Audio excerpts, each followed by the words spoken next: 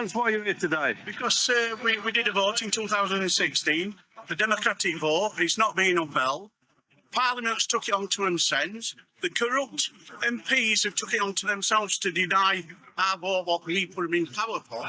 But now they're in power, they're stuck there defying what we put them in here for. And all these corrupt MPs now are saying they're getting picked on and abused. But why not? They actually went in there to do a job and they've gone and turned against will of people, which is absolutely ridiculous. I mean, how do we go by our rights and bring our children up if the corrupt system all the way through police, judicial services, everything, it's all involved. Parliament, MPs, everything, they're all corrupt. We get prime ministers corrupt. So how can we tell our children to bring them up straight and narrow when everybody above them is corrupt, but yet they're expecting the people to do as they're told? Peter Lynch from Rochdale in the north of England was a father and grandfather who has led a peaceful life. He had a clean record as he had never broken any law. Then when 3 little girls were brutally murdered by an illegal migrant, there was a vigil held outside a migrant hotel, and Peter decided to join it. The vigil started peacefully, then the crowd started to get agitated, the anger turned into violence, and that escalated into a riot. Even at the height of the riot, and after being repeatedly hit by police riot shields, Peter didn't resort to violence. He just stood his ground and repeated, "I pray for my children." No! Get back now! Get back!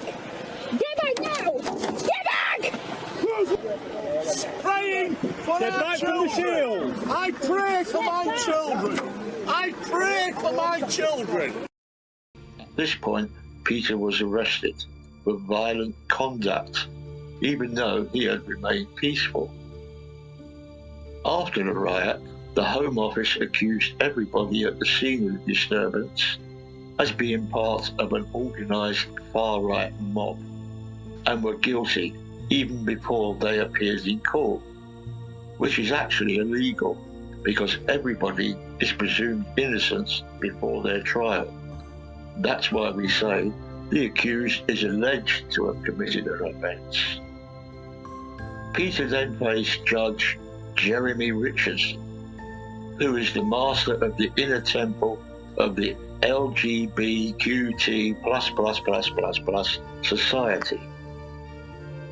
He had recently given a paedophile a suspended sentence, 4 counts of indecency to a child, and 2 indecent sex acts on a child under 13. He also gave a suspended sentence to a female cyclist after she pleaded guilty to manslaughter for running down a man on a pavement and killing him. The judge on sentencing Peter knew he had thyroid trouble, diabetes, angina, and had suffered a recent heart attack. So why did he sentence Peter to 2 years, 8 months in prison for a non-violent charge? Was it because the Prime Minister had gone on television and said he expected the courts to hand down long sentences to all those at the riots? Over 400 people now have been arrested, 100 have been charged, some in relation to online activity, and a number of them are already in court. And I'm now expecting substantive sentencing before the end of this week. Strange that Starmer didn't say the same about the riot in Leeds, when the police were attacked by a violent mob and ran away, leaving the rioters to escalate, overturning cars and setting fire to a bus. Is that because the rioters were Romanian and members of the far left? This has prompted accusations of two-tier policing, backed up by the incident at Manchester Airport, where 2 violent Muslim thugs attacked armed police officers, breaking the nose of a policewoman and injuring 2 other officers. Yet still months later, they have not been charged.